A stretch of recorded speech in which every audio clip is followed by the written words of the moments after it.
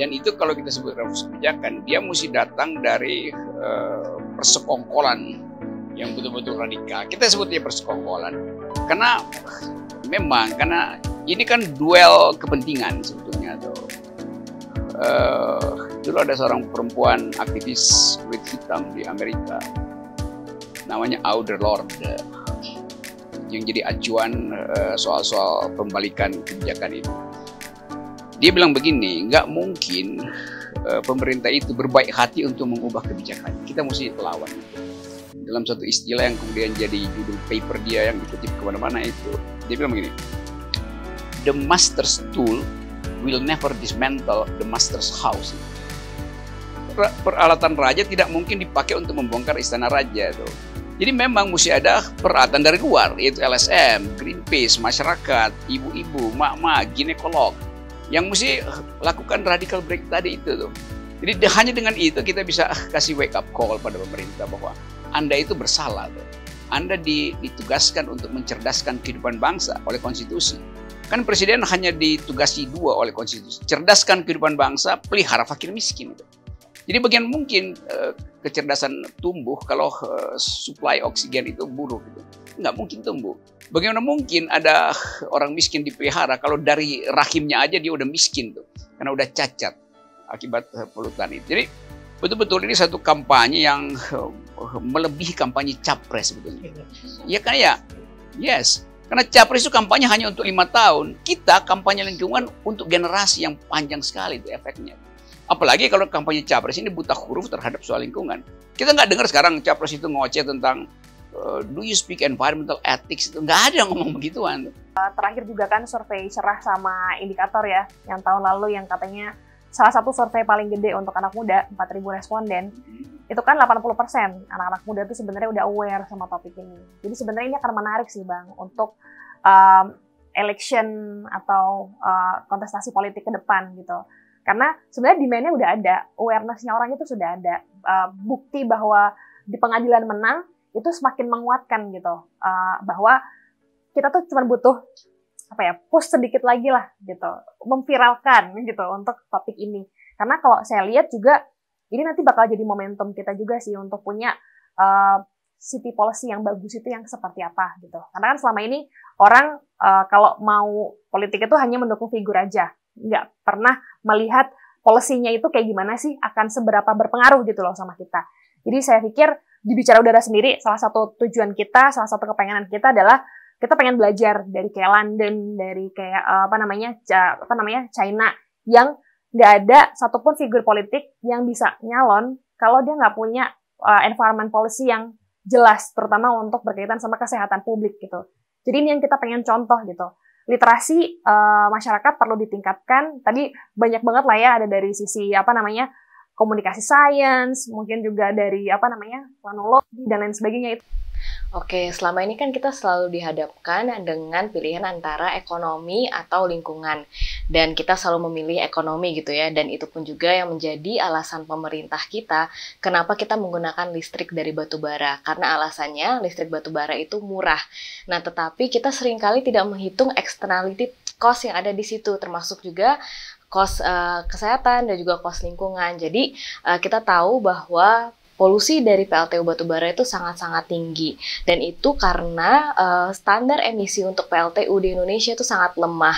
Jadi emisinya itu sangat tinggi karena memang PLTU di Indonesia tidak harus memasang air pollution control yang benar-benar proper untuk membatasi emisinya secara signifikan. Nah, akibatnya di Jakarta sendiri yang dikelilingi oleh 22 unit PLTU dalam radius 100 km, kita harus menerima banyak sekali limpahan PM2.5 ya, dari PLTU tersebut ke dalam Jakarta.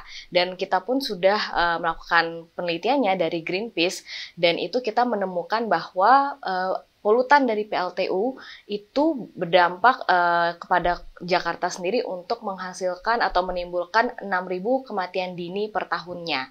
Kematian dini tersebut bisa terjadi karena tadi PM2.5 itu partikel yang sangat halus, dia bisa masuk ke saluran pernapasan manusia, lalu juga bisa masuk ke aliran darah manusia, dan itu banyak sekali menyebabkan penyakit.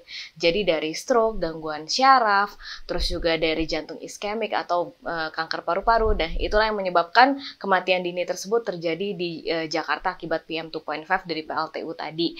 Dan jumlah kematian dini tersebut akan bertambah menjadi 10.000 per tahunnya ketika semua PLTU yang direncanakan itu dibangun di sekitar 100 km dari radius kota Jakarta gitu. Itu baru kematian dini. Bagaimana dengan kelahiran dengan berat badan rendah, itu juga akan bertambah. Saat ini polutan PLTU tersebut itu menghasilkan atau menimbulkan 1.700 kelahiran dengan berat badan rendah per tahunnya. Karena PM2.5 tadi itu juga akan bisa mengganggu perkembangan janin ibu hamil. Itu juga udah ada penelitiannya di Praha, di mana mereka menemukan senyawa dari pembakaran batu bara di dalam janin ibu hamil gitu. Jadi itu juga bisa berdampak ke ibu-ibu hamil. Dan ketika kita melihat penduduk Jakarta, ketika mereka harus berhadapan dengan level emisi yang buruk ini, itu juga akan mengurangi life expectancy mereka atau angka harapan hidup itu mencapai 4,8 tahun. Artinya ya umur kita menjadi lebih pendek 5 tahun karena kematian dini tadi, penyakit-penyakit tadi gitu ya. Dan semua ongkos kesehatan tersebut bisa dikuantifikasi. Kemarin Greenpeace juga melalui cost counter kita, itu kita memperhitungkan kerugian akibat kesehatan tadi dari polusi udara itu mencapai 49 triliun pada dalam waktu 2020. Nah, itu kalau kita bandingkan dengan APBD Jakarta, itu mencapai hampir 80% dari APBD Jakarta sendiri gitu. Jadi itulah kalau kita berpikir bahwa sebenarnya kalau misalkan kita lebih mementingkan ekonomi, ternyata ya lingkungan itu akan berdampak kepada kita sendiri dengan ongkos ekonomi yang benar-benar tinggi. Belum lagi ketika kita bicara soal ongkos krisis iklim, kita tahu bahwa sektor energi yang salah satunya itu adalah PLTU batubara yang mendominasi kelistrikan kita, itu menjadi salah satu penyumbang emisi gas rumah kaca terbesar di Indonesia menurut Nationally Determined Contribution Indonesia. Nah, kita tahu bahwa ongkos krisis iklim kemarin juga dari data BNPB pada tahun 2021 dari 3.108 bencana, 85%-nya itu adalah bencana hidrometeorologi atau bencana yang berkaitan dengan iklim. Contohnya itu seperti banjir, kekeringan, kebakaran hutan, lalu juga cuaca-cuaca ekstrim lainnya termasuk juga siklon Seroja itu terjadi di Indonesia. Dan menurut perhitungan Bank Indonesia sendiri, ongkos dari atau kerugian dari cuaca ekstrim pada tahun 2021 itu sudah tembus 100 triliun. Begitu pula menurut perhitungan dari Kementerian Bappenas bahwa kerugian akibat krisis iklim dari tahun 2020 hingga tahun 2024 itu akan mencapai 544 triliun. Jadi itu sih tadi balik lagi ketika kita bicara, pemerintah bicara listrik batu bara murah gitu, tapi kita lihat dulu bagaimana dengan ongkos kesehatan dan dengan ongkos lingkungannya, ternyata itu juga akan berimbas kepada ekonomi kita sendiri gitu. Itu aja sih dari aku. Mereka kan lagi mulai menghitung kos hidup nih, Bang. Ya, hidup, internet, ya, beli kopi, ya, beli biaya apa lifestyle ya yang tinggi. Nah ternyata itu juga kalau mereka tinggal di Jakarta itu punya akan ada kos tambahan karena DKI pernah menghitung biaya orang ke rumah sakit akibat polusi udara itu di 2020 akan mencapai 60 triliun. Jadi akan ditambah lagi ternyata kalau anak muda dalam tanda kutip masih ada yang nggak aware soal polusi, hati-hati nanti bisa jadi mereka akan jadi tadi 60 triliun itu masuk salah satu yang akan dihabiskan untuk berobat. Nah pertanyaannya adalah itu kan data yang orang ke rumah sakit. Bagaimana yang nggak melaporkan ke rumah sakit? Dan ini juga menjadi pertanyaan. Waktu itu aku sering ngobrol sama Prof. Budi, ternyata pencatatan soal kesehatan kita itu lemah. Jadi orang meninggal aja di kita itu, catatannya hanya meninggal karena sakit, kecelakaan atau bunuh diri. Jadi catatan kematian kita itu tidak ada yang resmi karena akibat polusi udara misalnya. Jadi cuma 3 itu kategorinya. Jadi lemah. Jadi kalau kita bilang ada nggak meninggal karena polusi, nggak akan ada ketemu Bang di Indonesia. Tapi belajar dari pengalaman di London, ada dibuktikan dan menang di pengadilan ya Bang. Ada satu anak perempuan dan dia menggugat dan menang bahwa terbukti dia meninggal karena polusi udara. Artinya bisa dibuktikan bahwa meninggal itu bisa karena polusi udara. Dan lagi-lagi catatan di kita tadi lemah, terus masyarakat di kita juga nggak semuanya ke rumah sakit. Ini menjadi poin soal masalah tadi, soal keadilan tadi, keadilan sosial. Jadi ketika kita polusi udara ini nggak hanya masalah soal lingkungan, kesehatan, tapi juga masalah keadilan. Karena mungkin beberapa orang bisa bertahan dengan beli masker, beli air purifier gitu ya, yang punya kemewahan. Tadi Bang bilang, ke Sentul deh cari udara enak. Bagaimana yang nggak punya duit sama sekali nih? Dia akan hirup aja semuanya di situ. Jangankan beli masker, jangankan ke Sentul gitu ya. Ya untuk sarapan besok aja mungkin masih mikir gitu. Nah ini bicara soal kelompok rentan tadi yang berada di rentan secara fisik, secara kesehatan misalnya, dan rentan secara ekonomi nih. Dia nggak punya kelebihan khusus, artinya dia akan terpapar terus dan akan kena 2 kali lipat.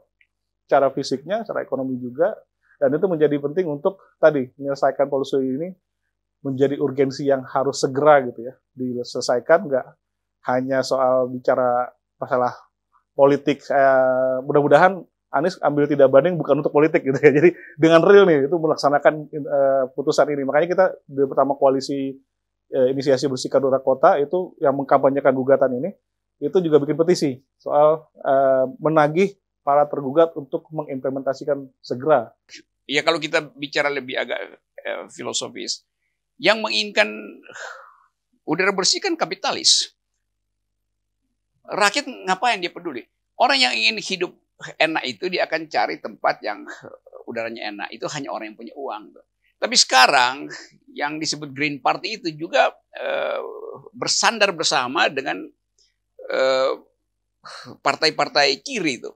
Karena sama-sama merasa bahwa Green Party menganggap bahwa eksploitasi alam oleh manusia disebabkan oleh eksploitasi manusia terhadap manusia yang lain itu. Maka crossfire lah antara Green Party dan politik kiri itu. Jadi sebetulnya dengan membahas politik kiri juga kita punya kesempatan untuk menghalangi eksploitasi. Karena politik kiri selalu berupaya untuk distribusi, itu bukan eksploitasi itu. Tapi di sini politik kiri dianggap PKI, bukan. Politik kiri adalah mereka yang ingin menghalangi oligarki, ingin menghalangi akumulasi. Dan di dunia justru semua perdebatan ekonomi yang bermutu itu langsung dikaitkan dengan ongkos ekologinya. Di Davos sekarang si pendiri Davos aja siapa namanya itu, sekarang dia mulai mempersoalkan growth. Growth itu artinya akan membuyarkan harapan hidup. Dan itu sebetulnya yang kita inginkan, ada pembicaraan akademis di parlemen supaya dia waktu bikin regulasi dia di brief oleh otaknya.